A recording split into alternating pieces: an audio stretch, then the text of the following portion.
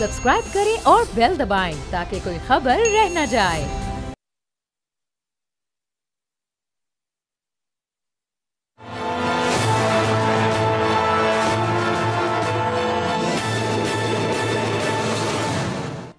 अस्सलाम वालेकुम, मैं हूं बाब जहांगीर। आप देख रहे हैं प्रोग्राम तज्जिया। हुकूमत और अपोजिशन के दरमियान क्या बर्फ़ पिघलने वाली है। चूँकि कायमा कमेटियों की 8 कमेटियों की जो सरबराही है वो अपोजिशन जमातों को देने का फैसला कर लिया गया है। और ज़ाहिर पाकिस्तान तहरीक इंसाफ अपोजिशन की सबसे बड़ी स्टेक होल्डर जमात है, जो कि सुन्नी इत्तेहाद काउंसिल के प्लेटफॉर्म से अब मौजूद है असेंबली में। और इलेक्शन कमीशन ने भी उसको दूसरी लार्जेस्ट पार्टी अब तस्लीम कर लिया। 82 सीट्स के साथ अब ऑफिशियली सुन्नी इत्तेहाद काउंसिल दूसरी लार्जेस्ट पार्टी बन चुकी है। तो अब क्या जो चेयरमैन पब्लिक अकाउंट्स कमेटी का तनाज़ा है वो अपने हल की जानिब जा रहा है। क्या पाकिस्तान तहरीक इंसाफ यानी सुन्नी इत्तेहाद काउंसिल उसको एक्सेप्ट करेगी, और अगर वो एक्सेप्टेंस होती है तो क्या इस निज़ाम को अब आहिस्ता आहिस्ता तस्लीम किया जा रहा है। एक तरफ मुफाहमत की बात हुकूमत की जानिब से की जा रही है, लेकिन दूसरी जानिब अमली कोई ऐसे इक़दाम नज़र नहीं आ रहे हमें कि अपोजिशन को इंगेज किया जा सके। फिर अपोजिशन भी ये चाहती है कि उनकी अपनी टर्म्स पर ये तमाम सूरत हाल आगे बढ़े, और अगर मुफाहमत होनी है या मुज़ाकरात होने हैं तो उनकी भी शराइत को मद्देनज़र रखा जाए, उन्हें पहले उनका हक दिया जाए, उन्हें पहले इंसाफ दिया जाए। और अगर ये हक और इंसाफ नहीं मिलता तो फिर अली अमीन गंडापुर साहब ने बहुत ही संगीन नताइज की, ये इसको धमकी कह लें या तंबी कह लें, चाहूँगा कि आप तमाम लोग इसको खुद ही सुन लें कि वो किन ख्यालात का इज़हार कर रहे हैं। सुनाइएगा अली अमीन गंडापुर साहब क्या कह रहे हैं। तो अब एक सूबे के वज़ीर आला की जानिब से बात की जा रही है कि अगर उनको उनका हक नहीं मिला तो वो मरकज़ पर जाकर कब्जा कर लेंगे, हुकूमत का तख्ता उलट देंगे, अपने बानी को वो आज़ाद करवा लेंगे। अब ये कितना इस गुफ्तगू को संजीदा लेना चाहिए, और इसके कॉन्सिक्वेंसेस माजी में पाकिस्तान तहरीक इंसाफ ने बर्दाश्त भी किए हैं। जब भी मज़ाहमती सियासत उनकी जानिब से की गई है तो उसकी एक भारी कीमत भी उन्होंने अदा की, और अभी तक वो अदा भी कर रहे हैं। तो अब आगे हालात किस तरफ जाते इस वक्त हमारे सीनियर अपोजिशन लीडर्स देख रहे हैं, हुकूमत इसको किस तरह से डील करेगी। मेहमानों को आपसे तारुफ करवाते हैं, फिर इस पर गुफ्तगू शुरू करते हैं। अहमद उवैस साहब पाकिस्तान तहरीक इंसाफ के सीनियर रहनुमा हमारे साथ मौजूद हैं। सायरा बानो साहिबा GDA की सीनियर रहनुमा हमें ज्वाइन कर चुकी हैं, और कुछ ही देर में हुकूमती नुमाइंदगी भी हमारे साथ शामिल होगी। तो अहमद उवैस साहब, ये अली अमीन गंडापुर साहब का जो बयान है, ये इसको हम क्या समझें? ये कोई वार्निंग है, इसको हम खुली धमकी समझें, या ये कोई डेडलाइन दी जा रही है हुकूमत को कि इस वक्त तक आप कुछ ना कुछ इकदाम उठा लें, नहीं तो फिर हम ये करने वाले हैं। तो ये मरकज़ में जाकर हुकूमत पलटने का प्लान इस वक्त तहरीक इंसाफ बना रही है। बिस्मिल्लाहिर्रहमानिर्रहीम। देखिए, जुबान इस्तेमाल करते वक्त उन्होंने थोड़ी सख्ती इस्तेमाल की है, सख्त लफ्ज़ इस्तेमाल किए हैं जो एज चीफ मिनिस्टर उनको नहीं करने चाहिए थे। लेकिन हकीकत यह है कि हालात की संगीनी जो है वो इस हद तक पहुंच चुकी है। इसको मत भूलिए, ये मत समझिए कि हुकूमत बन गई है और ये झूठे ओथ लेके एक प्राइम मिनिस्टर बन गया, कोई कैबिनेट मेंबर बन गया, कोई इंटीरियर मिनिस्टर बन गया और मामला सीधे हो गए और सब मिट्टी पाव वाली पॉलिसी के ऊपर चल पड़े। और पीछे एक बहुत बड़ी ताकत खड़ी हुई है, उसके हाथ में डंडा भी है और बंदूक भी है, और सब मामले सीधे हो जाएंगे। ऐसा होगा नहीं।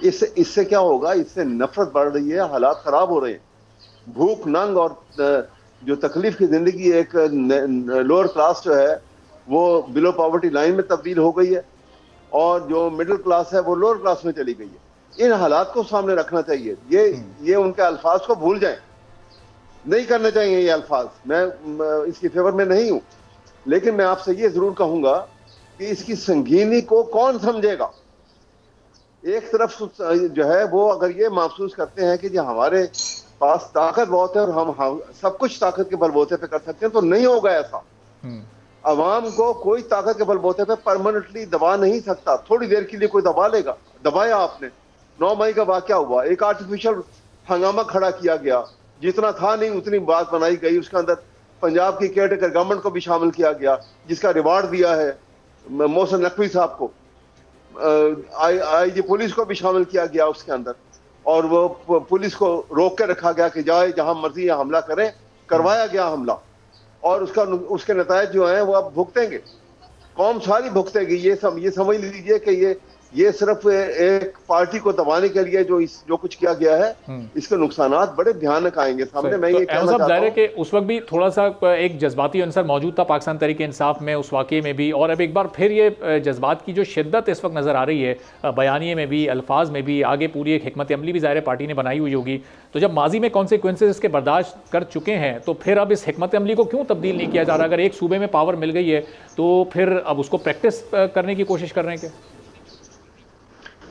सवाल ये है कि देखिए ना, अगर एक तरफ कैलकुलेशन ये है कि एक सूबे की ताकत है और अगर ज्यादती करेंगे वहां गवर्नर राज लगा देंगे और हम कंट्रोल कर लेंगे, लेकिन हर जगह आवाम को आप ऐसे कंट्रोल नहीं कर सकते। पंजाब के लोग और तरह सोचते हैं, KPK के लोग और तरह सोचते हैं, सिंध के लोग का सोचने का अंदाज और है, इसी तरह से बलोचिस्तान के लोग जो हैं वहां पे हालात जो है और मुख्तलिफ है। तो एनवायरमेंटल कंडीशन के साथ लोगों की सोच भी मुख्तलिफ हो जाती है। तो हिस्टोरिकली जो KPK के लोग जो हैं वो बड़े इंडिपेंडेंट सोच के लोग हैं, मर्दान हुर कह लीजिए उनको, कि वो किसी खौफजदा नहीं होते हैं और जो उनके जेल में है उसको मुताबिक चलते हैं। तो आपने वो जायज हक से जब किसी को महरूम करेंगे तो उसके नुकसानात जो हैं वो उसको बर्दाश्त भी करना पड़ेगा। देखिए ना, उस वक्त ये कैलकुलेट नहीं किया गया था कि शायद इमरान खान को गिरफ्तार करेंगे, ये एक डिफरेंट एनवायरनमेंट से पला हुआ, यूरोप से आया हुआ है, ये कहीं इतनी तकलीफें बर्दाश्त नहीं कर सकेगा, लेकिन हालात ने साबित किया कि चले अब ये KPK के जो जज्बात हैं, जो ख्यालात हैं, वो तो अली अमीन गंडापुर साहब ने, अहमद साहब बता दिए। अब ज़रा जो सिंध में भी जो अपोजिशन जमातें हैं जिनको तहफ़्फ़ुज़ात थे इस पूरे 8 फरवरी के इलेक्शन पर, तो सायरा बानो साहिबा, आप लोग फिर क्या इस वक्त हिकमत अमली तरतीब दे रहे हैं? और ये जो पाकिस्तान तहरीक इंसाफ का अभी आपने अली अमीन गंडापुर साहब का जो बयान सुना और तहरीक इंसाफ जो करने जा रही है, इसमें आप लोग इनके साथ मौजूद होंगे? एज चीफ मिनिस्टर उनका बयान दुरुस्त था या उस पर आपको भी ये लगता है कि थोड़ा सा ज़रा जज्बात में वो ज़्यादा बोल गए? अस्सलाम वालेकुम। बिल्कुल आप भी सही कह रहे हैं, मतलब ऐसा भी सही कह रहे हैं कि थोड़ा जब आप बड़े किसी ओहदे पे पहुंच जाते हैं तो फिर इंसान को थोड़ा सा उसी लेवल पर आकर बात करनी चाहिए। तो ये थोड़ा कुछ जज्बात में ज्यादा बोल गए। और आपने माजी में भी देखा होगा, आपने इस किस्म की बातें सुनी होगी कि हम ये ईंट से ईंट बचा देंगे और अब ये जो इनकलाब मार्च होगा वो खूनी मार्च होगा, वो ये होगा वो होगा। तो उसका नतीजा किसने भुगता? कारकुन शहीद हुए, खवातीन ने आंसू गैस और सारी जो मार कुटाई है वो बर्दाश्त की, और जो इस किस्म के बयान दे रहे थे और जो बड़े बड़े लीडरान हैं वो सब वो होके बैठे हुए थे। अभी आपने अगर सोशल मीडिया देखा होगा तो इस बात के ऊपर जो कारकुनान है उनका बहुत ज्यादा उनको इनकी हिकमत अमली समझ नहीं आ रही, कि वो समझ रहे थे कि शायद इलेक्शन के बाद ये जब असेंबलीज में चले जाएंगे तो ये वहां पर कोई मौसर आवाज बनेंगे और खान साहब के लिए, जो कि नहीं बनेंगे। तो वो मेरे ख्याल में लोगों का बहुत ज्यादा प्रेशर है, तो उन्होंने उस तासुर को खत्म करने के लिए थोड़ी सी मोला जट टाइप उन्होंने इस किस्म की भड़क मारी है। देखिए, रियासत के साथ तो टकराव नहीं हो सकता ना, कि आप आएंगे, आप उनको छुड़वा के कैसे लेके जाएंगे, जेल पे हमला करेंगे, जजिस को यरगमाल बना के फैसला लिखवाना है, क्या करना है, हुकूमत कैसे गिराई जाएगी। पहले भी इस किस्म के कुछ ना आकबत अंदेश लोग थे, क्योंकि 3.5 साल मैंने बहुत करीब से देखा है लोगों को, और जिस तरीके से वो कहते ना कि बातें होती थी और वो होती थी, तो वो मुफाहमत की नहीं होती।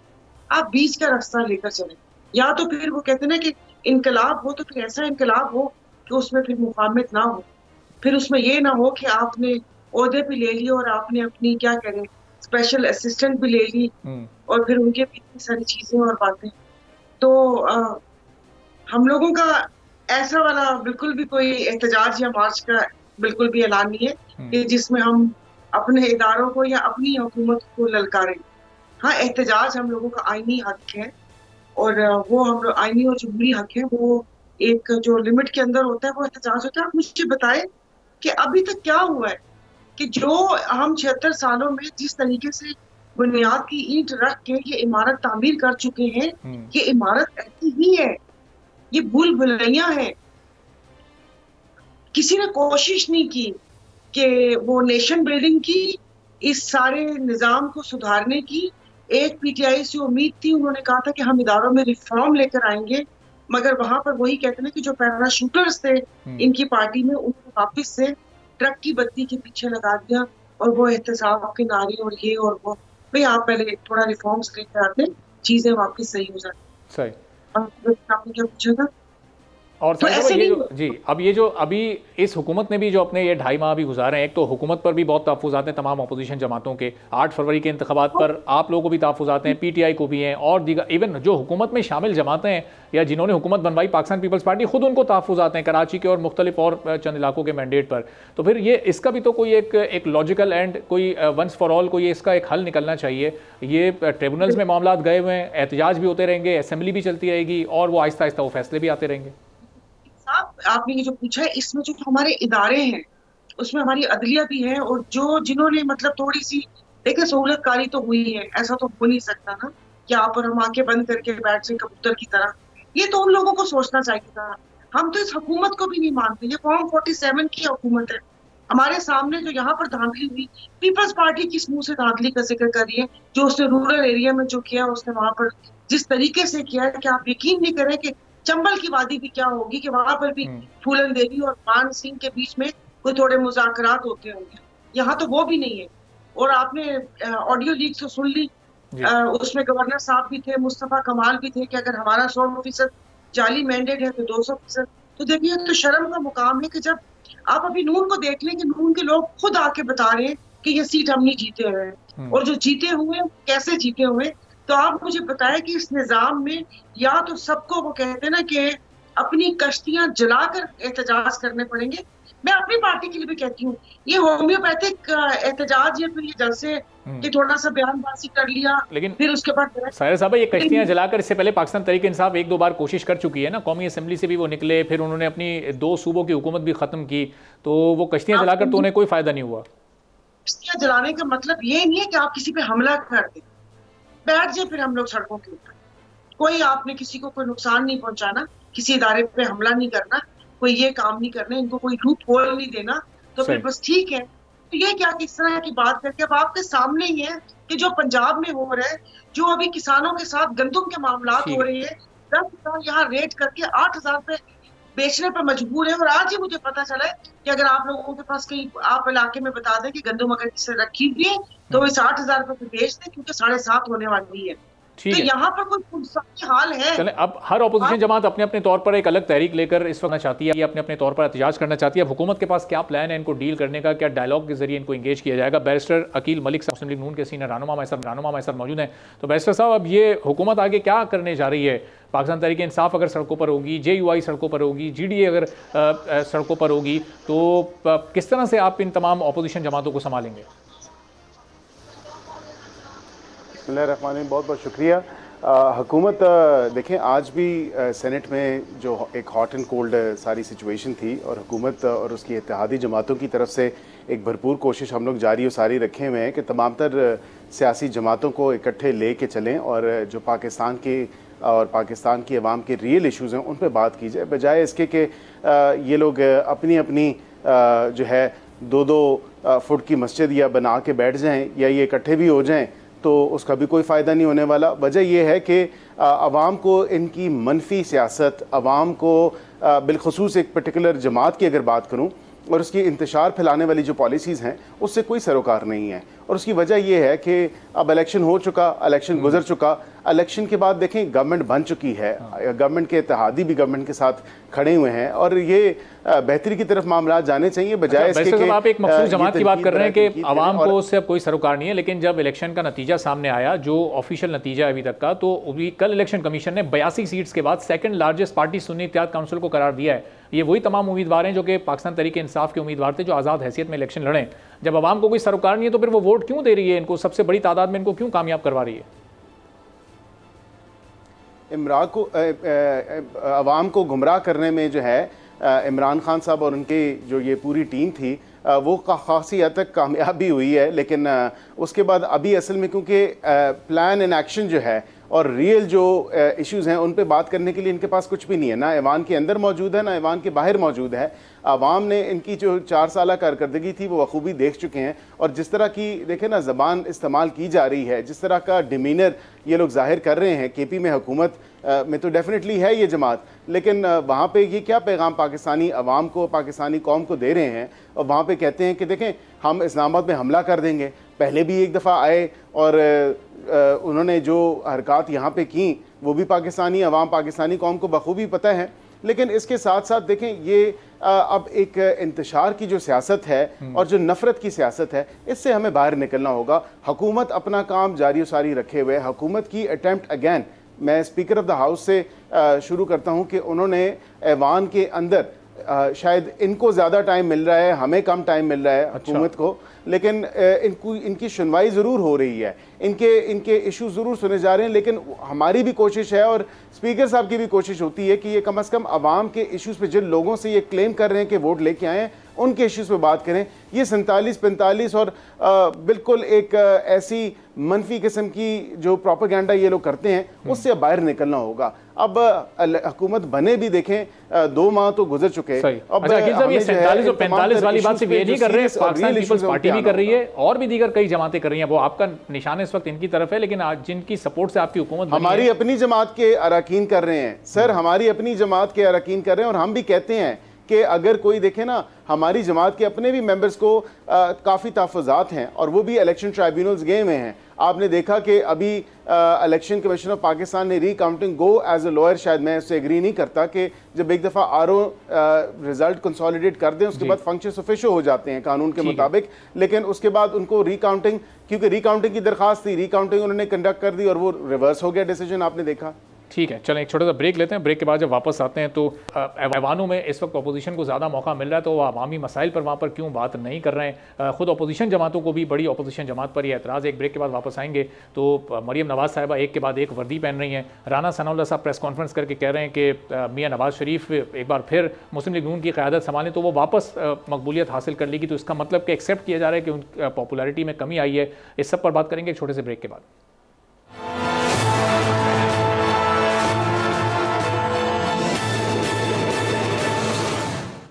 एक बार फिर प्रोग्राम में आपको खुशामदीद कहेंगे। पाकिस्तान तहरीक इंसाफ से अहमद उवैस साहब, GDA से सायरा बानू साहबा और नून लीग से बैरिस्टर अकील मलिक साहब हमारे साथ मौजूद हैं। तो अहमद उवैस साहब, ब्रेक से पहले अभी जिस तरह ये निशानदेही की अकील मलिक साहब ने कि ऐवानों में आप लोगों को मौका मिल रहा है और हुकूमती नुमाइंदों से ज़्यादा आप लोगों को बात करने का चांस दिया जा रहा है, लेकिन वहाँ पर आपने अवामी मसाइल को बिल्कुल पसे पुश डाला हुआ है। सिर्फ अपने बानी की रिहाई से मुतालिक बात हो रही है या इंसाफ और नाइंसाफ़ी की बात हो रही है।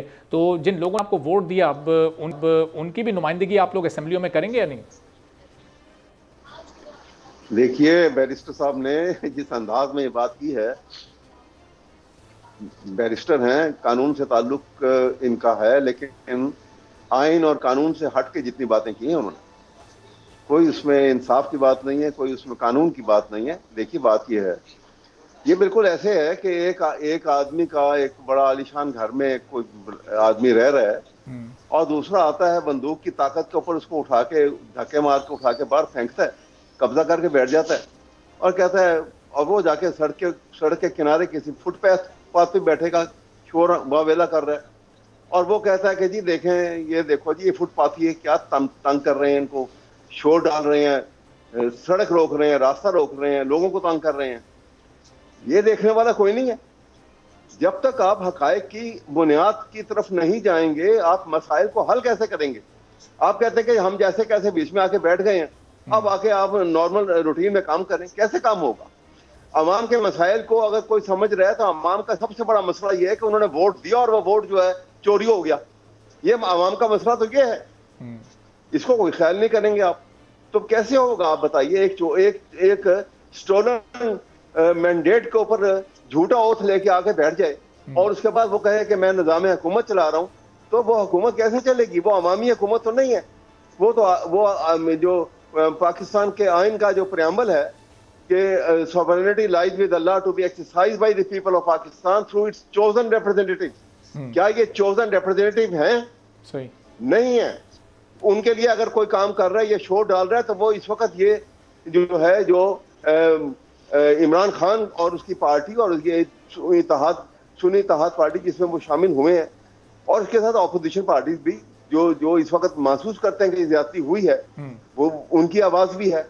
तो ये जब तक उसकी जड़ को नहीं जाके छेड़ेंगे और उसकी बेस को सीधा नहीं करेंगे, तो आप एक इमारत को कैसे उस्तवार करेंगे, बनेगी नहीं। अब देखना है कि ये कब ये इनिशिएटिव ये हुकूमत लेती है। अभी 2.5 माह तो इसको हो चुके हैं। अब सायरा साहबा, ये जो 2.5 माह में इस हुकूमत की, चाहे वफाक की या पंजाब हुकूमत की कारकर्दगी, उसको आप कैसे रेट करेंगी? खासतौर पर मरियम नवाज साहबा, चूँकि पहली बार उनको वज़ीर आला पंजाब लगाया गया है, उन्होंने ओहदा संभालते ही पहले सफाई के अहकाम दिए, फिर उन्होंने रोटी सस्ती की, फिर अपने वालिद साहब के साथ जाकर उन्होंने चेक भी किया तंदूरों पर कि रोटी उस कीमत पर मिल भी रही है नहीं मिल रही। फिर उन्होंने एक ऑप्टिक्स के हद तक आप उसको कह लें या एक वर्दी उन्होंने पहनी, एक तकरीब में उन्होंने शिरकत की जिस पर सोशल मीडिया पर बहुत ज़्यादा बहस हुई। अब आज उन्होंने कहा कि मैं दूसरी वर्दी भी पहनूंगी, अपनी फोर्सेस की वर्दी पहनने की इजाज़त मुझे हमारा आइन कानून, और उन्होंने उसकी वो डिटेल में बात की है। तो ये परफॉर्मेंस कैसी देख रही हैं आप मरियम नवाज साहिबा की? ये सिर्फ ऑप्टिक्स की हद तक है या फिर आपको नज़र आ रहा है कि वाकई वो मैदान में भी मौजूद हैं और कारकर्दगी दिखाना चाहती हैं वो आगे? आज पहले तो जो अभी थोड़ी देर पहले गुफ्तगू हुई थी, उससे पहले जो मैंने बात की थी, मैं बात कर रही थी थोड़ी सी मुफाहमत की, क्योंकि भुगतना आवाम को पड़ता है। जब हम बेचारे अपने वर्कर्स को निकालते हैं, मैं अपनी पार्टी की हद तक बात कर रही हूँ। दूसरा, बाकी इस हुकूमत की बात करें, इस हुकूमत को हम मानते ही नहीं। जिस तरीके से ये हुकूमत मौरज़ वजूद में आई, जिसको लाई गई, चोजन तो थी लेकिन वो किसी और की चुनी हुई थी, अवाम की चुनी हुई नहीं थी। अवाम ने जो अपना फैसला सुनाया था, वो हमें भी पता है कि अवाम ने अपना फैसला क्या सुनाया और किस तरीके से इस मुल्क के साथ वो हुआ। बाकी ये कि 2.5 महीने इस हुकूमत की, पंजाब में भी आती हूँ, इस हुकूमत की कारकर्दगी, क्या हुकूमत की कारकर्दगी कि आपने, वैसे तो आने को बाहर से इन्वेस्टर आ रहे हैं, लेकिन वो आके यहाँ पर इन्वेस्ट क्या करेंगे? बिजली आपके पास नहीं, यहाँ पर अभी चाइनीज उस पर हमला होता है, जापानीज के हमला होता है, यहाँ पर लॉ एंड ऑर्डर की आप वो देख लें, यहाँ पर हर चीज आप देख लें। सिर्फ यहाँ पर यह हुकूमत आई है क्या प्राइवेटाइज करने के लिए, क्या एयरपोर्ट आउटसोर्स करने के लिए, औने पौने दामों पे पीआईए को बेचने के लिए, या बाकी चीजों का सौदा करने के लिए? या यहाँ पर आप लोग यहाँ पर आके या क्या कहते हैं, जो बहरी अमूर जो वजारत है, वहां पर आकर आप यूएई वाले आए और उन्होंने अपने जी गेट पे और ये और वो सारे आउटसोर्स कर दिए। बाकी जी, रोटी को प्राइस चेक करना ये डीसीज के काम है। वो डीसीज जिनको मोहसिन नकवी साहब जाते जाते इस गरीब कौम को जो टीके लगते हैं, वो टीके तो दूसरे हैं। वो जो ब्यूरोक्रेट थे टीके, वो दूसरे हैं जी। जो 22 गाड़ियां ब्यूरोक्रेट को दी थी, ये कीमतों का तयन करना उनका काम होता है। ये नहीं वो होता कि आप जाके करें। और कीमत के तयन में अगर इस रोटी कीमत के अगर गंदों पे ज्यादा तवज्जो दे लेते हैं, तो वो जो हजारों किसान और हजारों खानदान इसके बदले उनके साथ जो अभी होने जाएगा, उसको ज्यादा हो जाता। बाकी रही आपने कहा यूनिफॉर्म की बात, जी उन्होंने यूनिफॉर्म इसलिए पहना कि उन्होंने बहावल नगर साने के बाद पुलिस के साथ इज़हारे यकजहती के लिए यूनिफॉर्म पहना कि जितने मजबूर तुम हो उतनी ही मजबूर मैं हूँ। अगर तुम लोग भी यहाँ पर हो, तुम लोगों की सुनवाई नहीं हो रही, तो मैंने तारीख में अपना नाम एज ए सीएम लिखवाया तो है, लेकिन यहाँ पर चलती मोहसिन नकवी की है। वो यहाँ से ले जाते हैं आईजी, वो यहाँ से सेक्रेटरीज ले जाते हैं। तो मेरा इज़हारे यकजहती तुम लोगों के साथ यही है। जिस तरह पुलिस का मोराल डाउन हुआ, उसमें तो यूनिफॉर्म नहीं बनती थी, उसमें तो एक इंक्वायरी बनती थी कि पुलिस के साथ ऐसा क्यों हुआ। तो बस आपके सामने ये जिस तरीके से वो चले जा रहे हैं कि वो जैसे लतीफा पीना कि बस मेरी आड़ियां जाड़ियां देखो, सही काम के साथ क्या हो रहा है। और बाकी पंजाब, इनको मैं बता दूं कि आखिरी जो बॉर्डर सीन से शुरू होता है वो कम्मू शहीद है, वहां पर भी लोग बसते हैं। सिर्फ लाहौर का मेकअप करने से आप पंजाब को नहीं वो चमका सकते कि हाँ पंजाब में काम हुआ है। दूर दराज इलाकों में जाकर वहां पर जाकर सहूलियात दे तो पता चले कि हाँ ये हुआ। बाकी वो इज़हारे यकजहती के लिए उन्होंने यूनिफॉर्म पहना था बहावल नगर वाक़ये के साथ कि जितने मजबूर तुम मजबूर मैं। ठीक है, तो बैरिस्टर अकील साहब, ये क्या पार्टी के अंदर भी कुछ मामलात ख़राबी का शिकार हैं? राना सनाउल्लाह की प्रेस कॉन्फ्रेंस आपने भी सुनी होगी, वो मियाँ साहब को मशवरा दे रहे हैं कि आप आएँ दोबारा पार्टी की सदारत संभालें ताकि पार्टी एक बार फिर से अपनी मकबूलियत हासिल कर सके। तो इसका मतलब जितने दौर शहबाज शरीफ ने पार्टी की सदारत के ओहदे पर वो फाइज रहें, तो नून लीग की जो मकबूलियत थी वो कम होती रही है, इसीलिए वापस मियाँ साहब से दरख्वास्त की जा रही है आने की।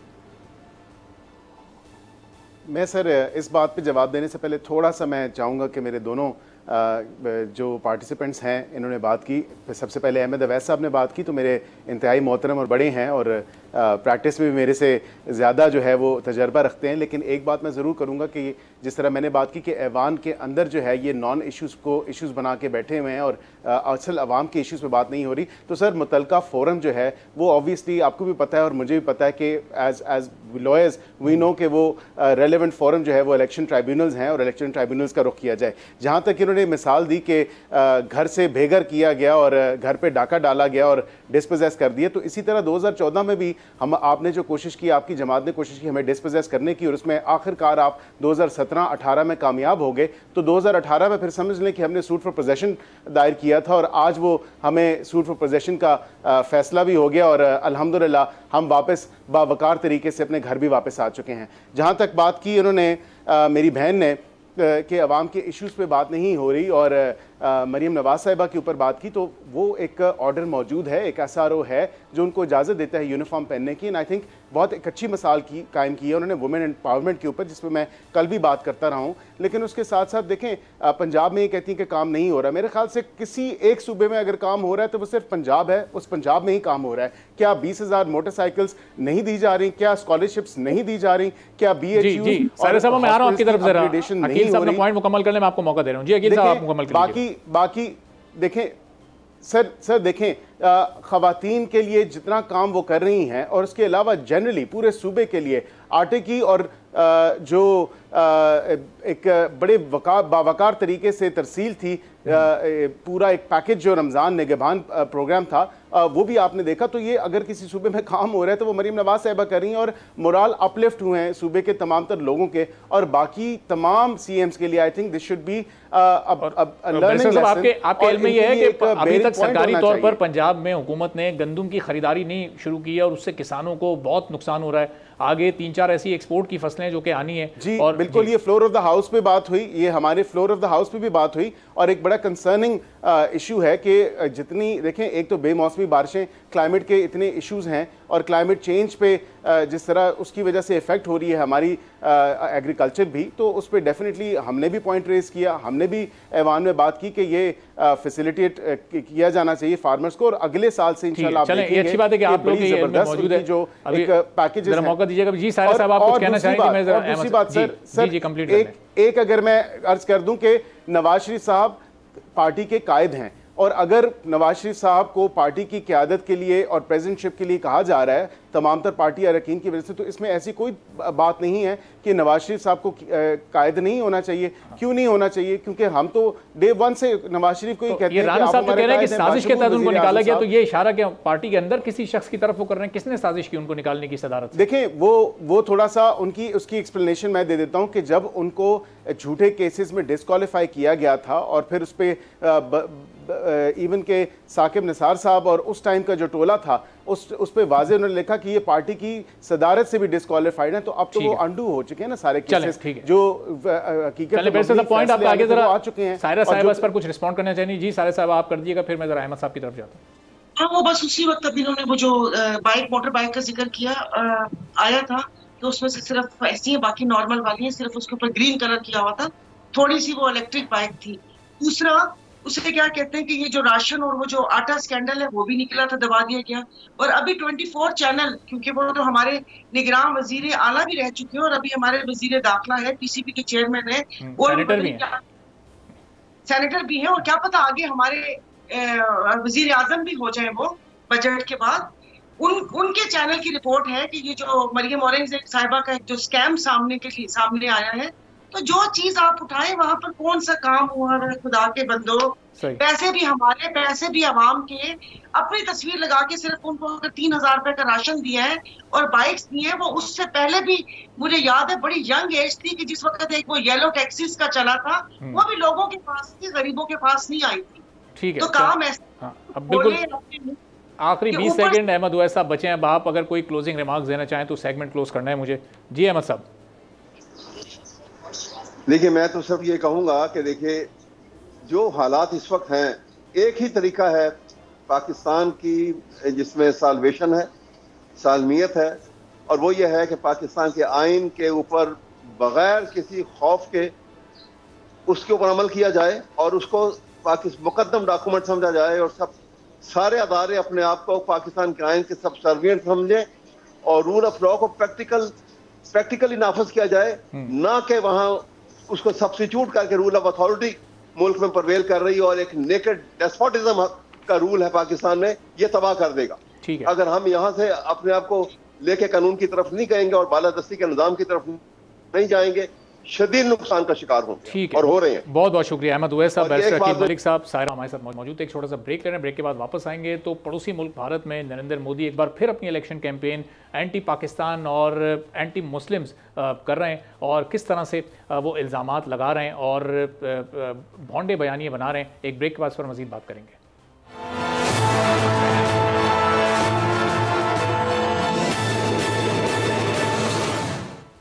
एक बार फिर प्रोग्राम में आपको खुशामदीद कहेंगे। भारत में अब इंतखाबी गहमा गहमी शुरू हो चुकी है।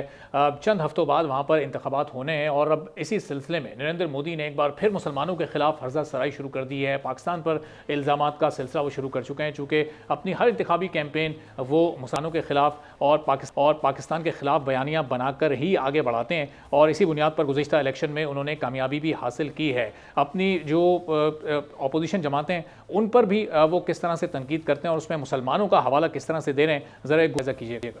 अब इस गुफ्तगू में आप नरेंद्र मोदी की मुसलमानों से नफ़रत का अंदाज़ा लगाएं, लेकिन इसके बावजूद भारतीय मीडिया नरेंद्र मोदी को मुसलसल पॉजिटिव अंदाज में दुनिया के सामने पेश करने की कोशिश कर रहा है, लेकिन इस कोशिश को भी खुद भारतीय अपोजिशन रहनुमाओं की जानिब से बेनकाब कर दिया गया है। राहुल गांधी की ये गुफ्तगू सुनिए, दो जुमले मुलाहिज़ा कीजिए, फिर मेहमानों से हम गुफ्तगू करते हैं।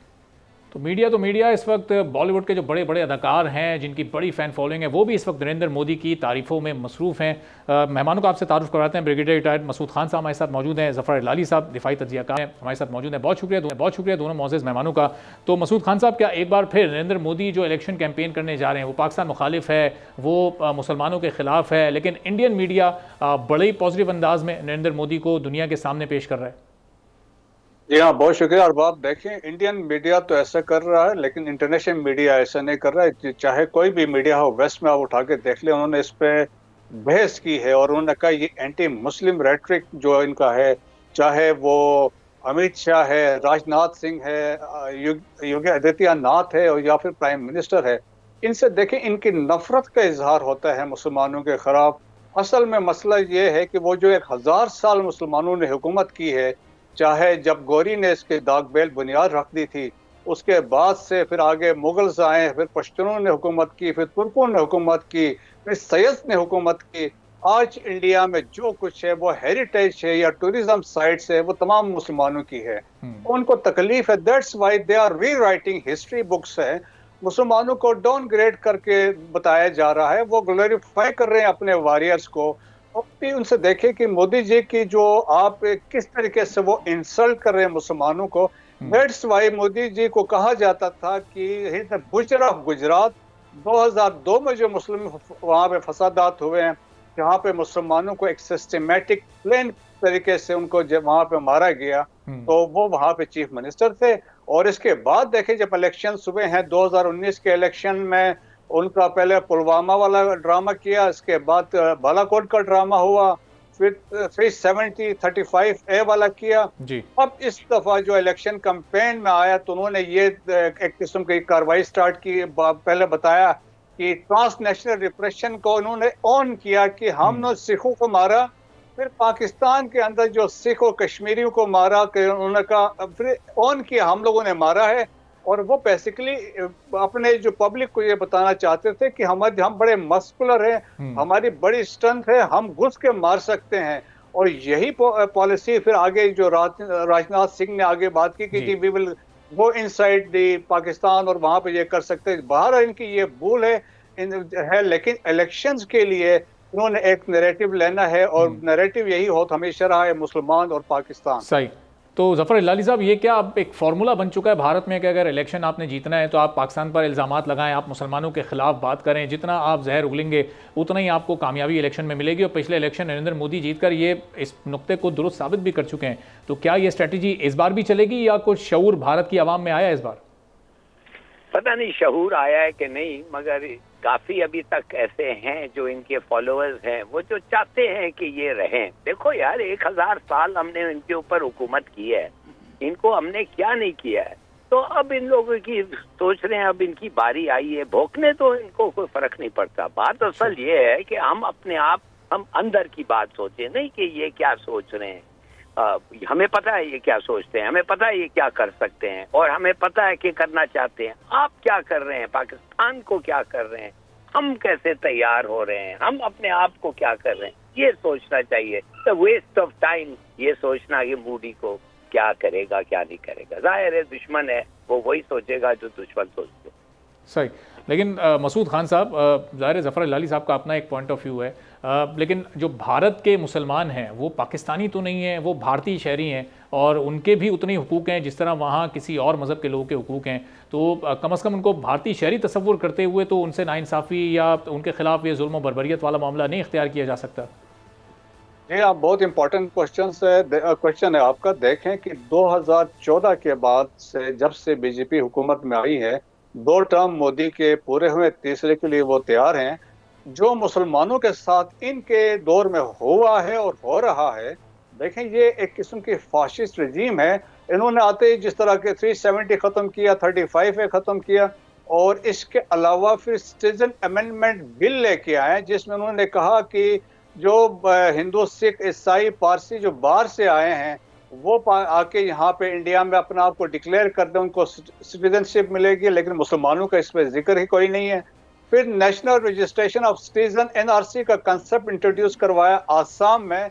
यहाँ पे 2 मिलियन मुसलमान हैं, उनकी अभी उन्होंने कहा कि वो प्रूफ करें कि दे आर इंडियंस, के वो पहले यहाँ पे मौजूद थे। उन्होंने कहा एनीबॉडी जो 71 के बाद आए हैं वो इंडियंस नहीं है।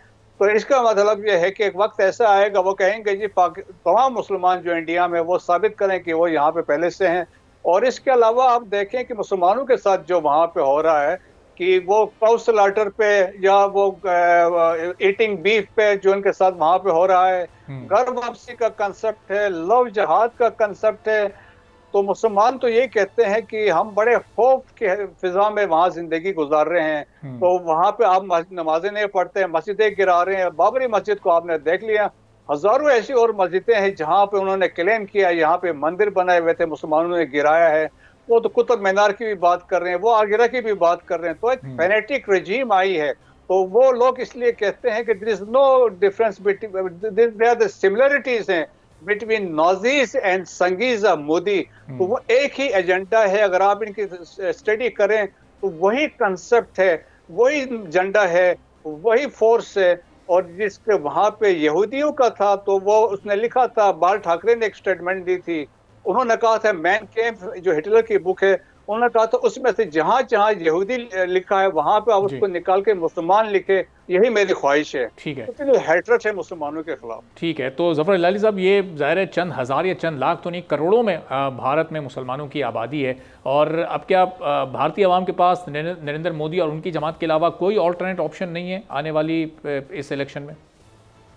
नहीं, मेरे ख्याल में मोदी जो है उसने कानून को भी और उसने जिस तरीके से अपने हाथ में लगाम लिया है हिंदुस्तान का, बड़ा मुश्किल है इसको। ये एक फैशिस्ट है, ये डेमोक्रेट नहीं है, ये एक फैशिस्ट है। और हम देख रहे हैं कि इस पे सुप्रीम कोर्ट हिंदुस्तान का देखिए उसके साथ क्या हरकतें ये करता है। तो मेरे ख्याल में इससे कोई उम्मीद रखना कि फेयर प्ले होगा, और आस्ते से हिंदुस्तानी खुद ये समझेंगे। ये जो राहुल गांधी चीख रहा है बिल्कुल सही चीख रहा है, कह रहा है कि ये एक फैसिस्ट है, ये जो एक आदमी है is out of touch with the times. ये वो मॉडर्न वर्ल्ड है, ये नहीं कि बकवास सुने इसके एंटी ये और मुसलमानों के ये खिलाफ हो। ठीक है, बहुत बहुत शुक्रिया ज़फ़र हिलाली साहब। ब्रिगेडियर रिटायर्ड मसूद खान साहब हमारे साथ मौजूद। इसी के साथ नाज़रीन आज के प्रोग्राम से इजाज़त दीजिए, अल्लाह हाफ़िज़।